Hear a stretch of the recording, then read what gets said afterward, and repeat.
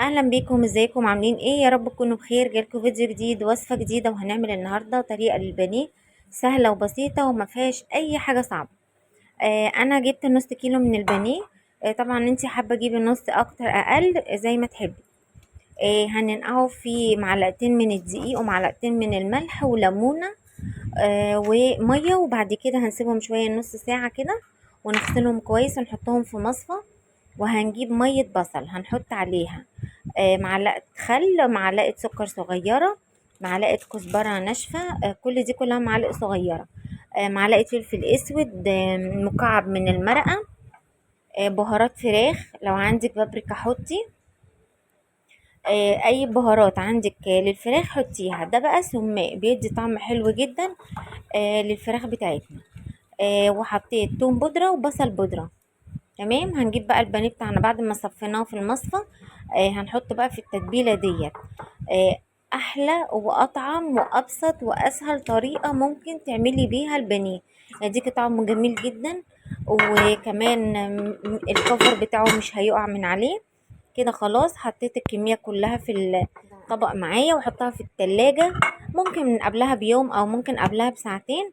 اقل حاجه ساعتين علشان يعني ايه البانيه يبقى طعمه حلو. هنجيب بقى طبق وهنحط فيه نص كوباية من الدقيق، ولو حبيت اعوز تاني ازود عشان ايه مهدرش.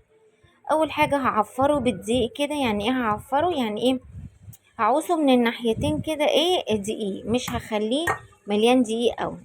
نفس الطبق اللي كان فيه البصل والتوابل اللي انا كنت متبلة فيه، هجيب بيضاية وهحطها ايه مع البصل والتوابل دولت. بعد ما حطيته في الدقيق بقى هرجع احطه في البصل والبيض تاني علشان ايه يبقى الكفر بتاعه متماسك. هجيب بقى البقسماط. انا عندي بقسماط على فيجيتار، الكمية قد بعضها، يعني كوباية وكوباية او ربع كيلو وربع كيلو بقسماط على فيجيتار. انت اشتريه كده، قولي له عايزة بقسماط على فيجيتار ربع كيلو بقى نص كيلو زي ما انت عايزة. هنبدأ بعد ما حطيناه في البيض هنحطه في البقسماط.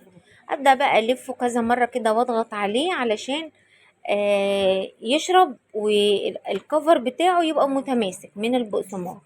معايا بقى زيت سخن وعلى درجة حرارة متوسطة، مش عالية ولا واطية، ما تبقاش النار هادية. تمام، علشان ما يشربش زيت او ينشف ويتحرق. وكده البانيه بتاعنا خلص. جربوا الطريقة، يا رب تعجبكم. لو انت اول مرة بتشوفوني ما تنسوش بقى تشتركوا في القناة وتفعلوا الجرس تختاروا الكل. ومع السلامة، اشوفكم في فيديو